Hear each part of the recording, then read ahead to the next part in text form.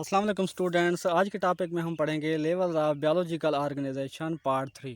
तीसरा हिस्सा हम आज इसका पढ़ेंगे। तो इसमें हम डिस्कस करेंगे organ and organ system, individual level, population level, community level और इकोसिस्टम। तो फर्स्ट ऑफ ऑल हम आ जाते हैं organ and organ system level के ऊपर। ऑर्गन क्या है? जब डिफरेंट टिश्यू जो कि रिलेटेड फंक्शन रखते हैं वो आपस में असेंबल होते हैं, जुड़ते हैं, ऑर्गेनाइज होते हैं तो क्या बनाते हैं? एक स्ट्रक्चर बनाते हैं जिसको हम क्या कहते हैं? ऑर्गन कहते हैं।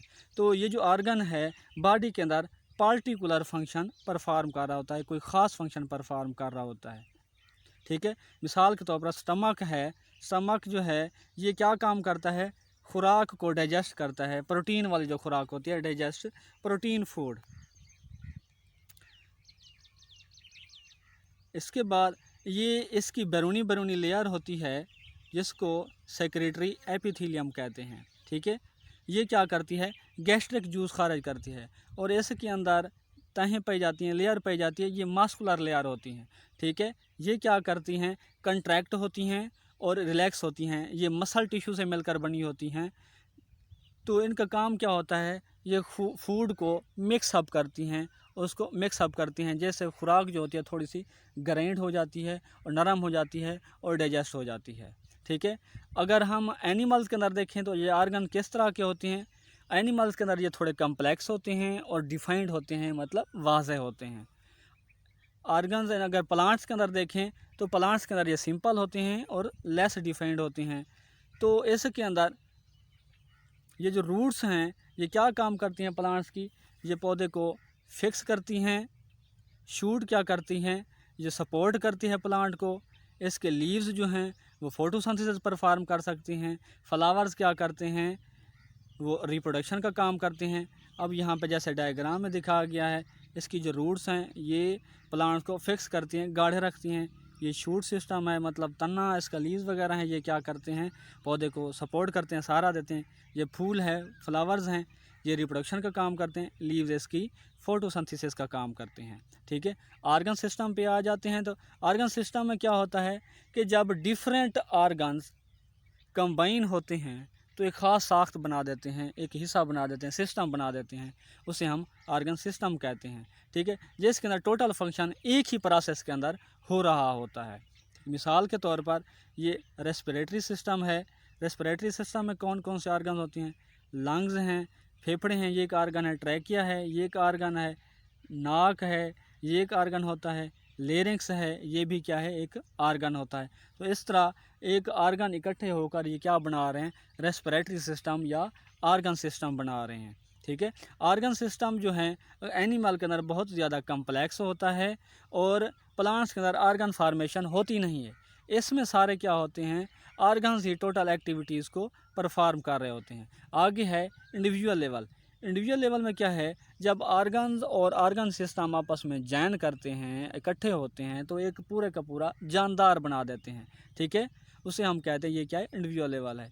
इस इंडिविजुअल के अंदर जितने भी फंक्शन हैं, प्रोसेसेस हैं, एक्टिविटीज़ हैं, वो सारी कोऑर्डिनेशन में होती हैं। कोऑर्डिनेशन से मुराद है बहमी राब्ते में होती हैं। बॉडी के किसी भी हिस्से पर कोई वर्क हो रहा हो तो तमाम सेल्स को पता होता है कि फ़लाँ हिस्से पर ये काम हो रहा है। इसे हम कहते हैं बहमी राब्ता या कोऑर्डिनेशन। मिसाल के तौर पर वर्किंग ऑफ मसल। ठीक है ना, जब कोई मसल वर्क करता है, मतलब हम कोई हैवी एक्सरसाइज करते हैं, दौड़ते हैं, कोई ऐसा काम करते हैं वर्जिश वाला, उससे क्या होता है? हमारी हार्ट बीट तेज़ होती है और इससे क्या होती है? रेस्पिरेशन, कि हमारा सांस भी फूल जाती है। तो जितनी भी एक्टिविटीज़ हो रही हैं ये किसके कंट्रोल में होती हैं? ये नर्वस सिस्टम के कंट्रोल में होती हैं और एंडोक्राइन सिस्टम के कंट्रोल में होती हैं। एंडोक्राइन सिस्टम कौन सा है? जो कि बॉडी में ग्लैंड खारे करता है। आगे है पॉपुलेशन। पॉपुलेशन किसे कहते हैं? जब सेम स्पीशीज़ सेम टाइम में, एक ही वक्त में, सेम लोकेशन के ऊपर पाई जाए तो वो क्या कहलाती है? पॉपुलेशन कहलाती है। एक ही स्पीशीज़ के अफराद जब एक ही वक्त में किसी एक जगह पर पाए जाती हूँ तो वो क्या कहलाती है? पॉपुलेशन कहलाती है। मिसाल के तौर पर ह्यूमन पॉपुलेशन है। इसके अलावा rice and field, rat and rice of field, कि किसी चावलों के खेत में चूहे की जो पॉपुलेशन होती है, स्पीशी होती है। ठीक है।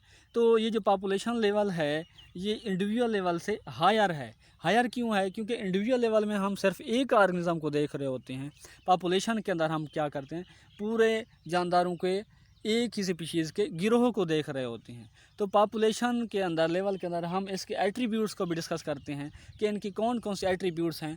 एट्रीब्यूट से मुराद इसकी खसूसियात वो कौन कौन सी हैं कि इसके अंदर हम जीन फ्रीक्वेंसी देखते हैं कि जीन की पॉपुलेशन के अंदर स्पीशी के अंदर परसेंटेज कितनी है। जीन फ्लो के अंदर फ्लो भी देखते हैं कि पॉपुलेशन के अंदर कॉमन जीन कौन सी है जो फ्लो कर रही है, ठीक है। पॉपुलेशन डेंसिटी देखते हैं। डेंसिटी से क्या मुराद है कि आबादी किस तरह इनकी बढ़ रही है, इनकी तादाद में किस तरह इजाफा हो रहा है। और पॉपुलेशन प्रेशर भी देखते हैं। पॉपुलेशन प्रेशर से क्या मुराद है कि आबादी बढ़ने के ऊपर इसके ऊपर पॉपुलेशन के ऊपर क्या असरात पड़ते हैं, ये होता है पॉपुलेशन प्रेशर। इसके बाद है कम्युनिटी। कम्युनिटी किसे कहते हैं? जब डिफरेंट पॉपुलेशन सेम टाइम में सेम लोकेशन पर एग्जिस्ट करती हूँ, पाई जाती हूँ, तो वो क्या बनाती हैं? कम्युनिटी बनाती हैं। तो ये जो कम्युनिटी होती है डायनामिक कलेक्शन ऑफ ऑर्गेनिज्म होता है, ठीक है। डायनामिक कलेक्शन किसे कहते हैं कि जानवरों की तादाद में इजाफा होते रहना या घटते बढ़ते रहना, मतलब कम्युनिटी में तब्दीली आती रहना, ठीक ना, सेम ना रहना। वो किस वजह से हो सकता है?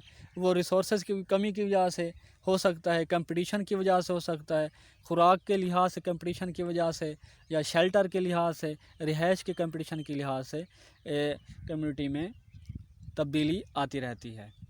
तो ये जो फ्लक्चुएशन है, तब्दीली है, किस बेस पे आती है? एबायोटिक फैक्टर, मतलब वहाँ पे रिसोर्सेज जैसे हमने कहा न्यूट्रिएंट्स कितने हैं, वहाँ पे टेम्परेचर कितना है, वहाँ पे पानी के वसाइल कितने हैं, खुराक के वसाइल, छाँव का वसाइल, साया ये कितना है, धूप कितनी है। तो ये उस पर डिपेंड करता है जानवरों की तादाद का कितना होना, घटना या बढ़ना, ठीक है। ये जो कम्युनिटी है दो किस्म की होती है, सिंपल कम्युनिटी और कम्प्लेक्स कम्युनिटी।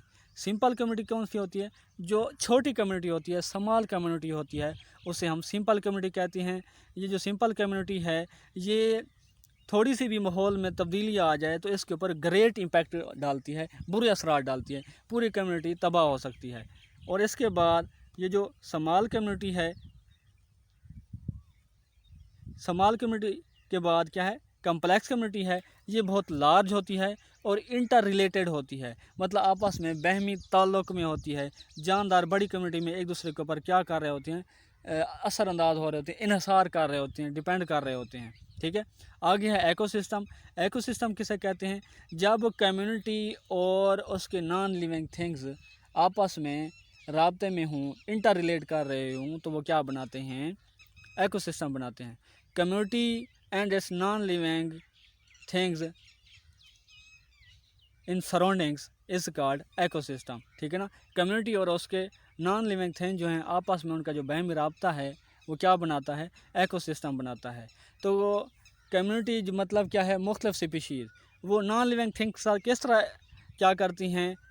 इंटरेक्ट करती हैं। हम छाँव में बैठते हैं, ये एक नॉन लिविंग थिंग्स है कि हम ठंडी हवा लेते हैं, गर्म हवा लेते हैं, हम पानी पीते हैं, ये नॉन लिविंग थिंग्स है, ठीक है, हमें प्यास लगती है, हम रोशनी लेते हैं, ये भी नॉन लिविंग थिंग्स है। कम्युनिटी ऐसे क्या है? इंटर रिलेट कर रही है। और जानदार आपस में भी इंटरेक्शन रखते हैं, जैसे कि प्रीडेशन है कि जानदार एक जानदार दूसरे जानदार को किल कर देता है और उसको खुराक के तौर पर खाता है।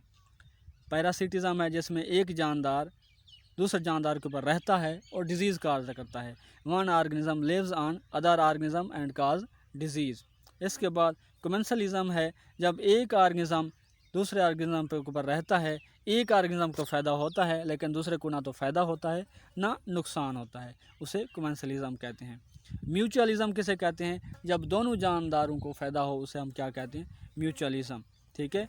कंपटीशन किसे कहते हैं? जब जानदार एक दूसरे के साथ कंपटीशन करते हैं, मुकाबला करते हैं, रिसोर्सेज कम हों और जानवरों की तादाद, ऑर्गेनिज्म की तादाद ज़्यादा हो, तो वहाँ पे क्या होता है? मुकाबला होता है जानदारों के दरमियान। तो जो ज़्यादा डोमिनेंट होता है वो कंपटीशन जीत जाता है रिसोर्स के हवाले से।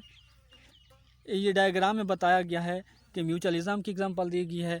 इसमें क्या हो रहा है कि ये जो हिशरात है, हनी बी है, ये फूलों से नेक्टर लेती है और बदले में इसके पाँव के साथ, बॉडी के साथ पोलन ग्रेन चिमट जाते हैं या दूसरे फूल पर बैठती है तो पोलिनेशन का बायस बनती है। कमेंसलिज्म में हमने क्या कहा था कमेंसलिज्म को कि एक जानदार को तो फ़ायदा होता है लेकिन दूसरे जानदार को ना तो फ़ायदा होता है ना नुकसान होता है। इसकी एग्जांपल है शार्क फिश के साथ एक छोटी मछली है, उसको रिमोराज कहते हैं। ये शार्क के साथ अटैच रहती है। ये क्यों रहती है? क्योंकि ये बड़ा जानदार है, इससे ये एक तरह की प्रोटेक्शन लेती है, हिफाजत लेती है, और जो ये खुराक ढूंढती है उसकी ये खुराक भी थोड़ी बहुत इस्तेमाल करती रहती है, इसको खुद खुराक नहीं ढूंढनी पड़ती। तो ये क्या है? म्यूचुअलिज्म और कमेंसलिज्म। तो स्टूडेंट्स आज के लिए इतना ही। अगले लेक्चर में हम इंशाल्लाह फिर दोबारा मुलाकात